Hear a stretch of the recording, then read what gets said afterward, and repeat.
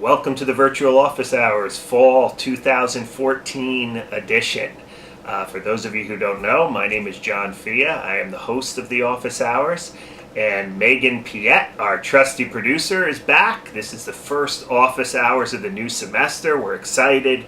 We're ready to go. Megan got engaged over the summer.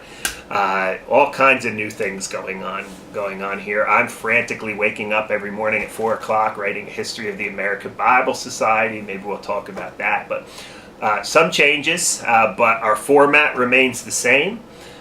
This fall we are going to devote the virtual office hours to a course I am teaching here at Messiah College, an upper division reading course on the history of American evangelicalism.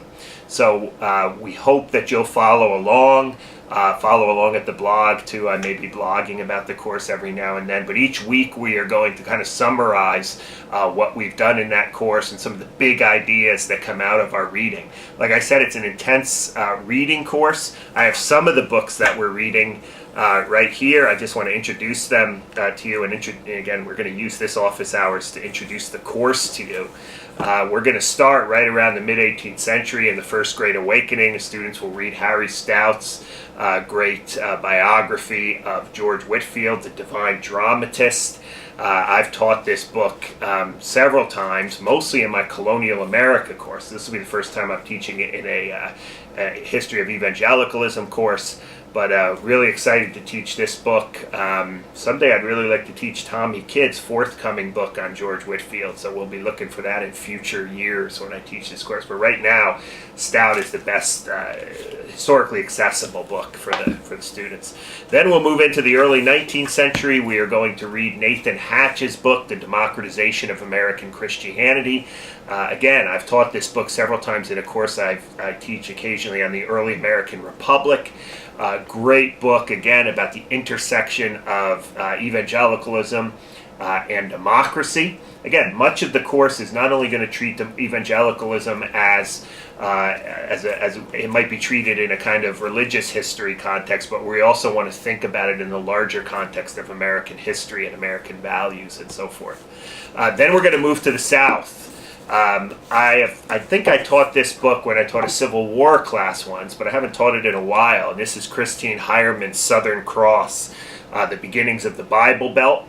If you are interested in how the Bible Belt, the South, became the Bible Belt, this is again a great book, and we'll be picking up with this after we do Hatch. We'll spend a lot of time this semester, and we'll see how this works. I've never taught this book yet to undergraduates. We used to call this the Orange Book when in graduate school. George Marsden's Fundamentalism in American Culture. Again, it's a thick book. It's a dense book, but it's very, very well written, and it covers the period in American evangelical history from the 1870s through the Scopes trial.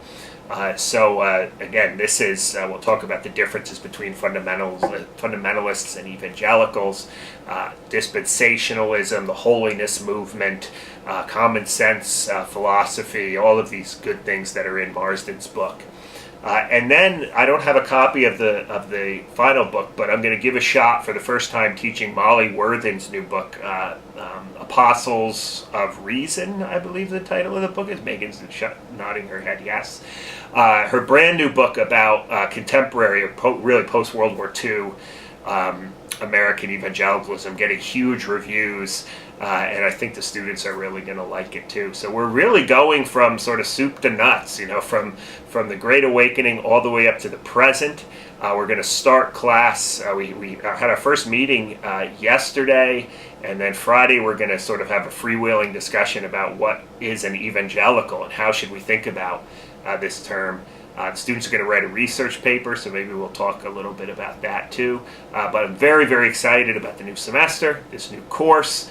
We have 5 students in the course. It's a small group, but it's a dedicated group, and hopefully we'll expand the student body through you, the students in the class, through you watching these office hours.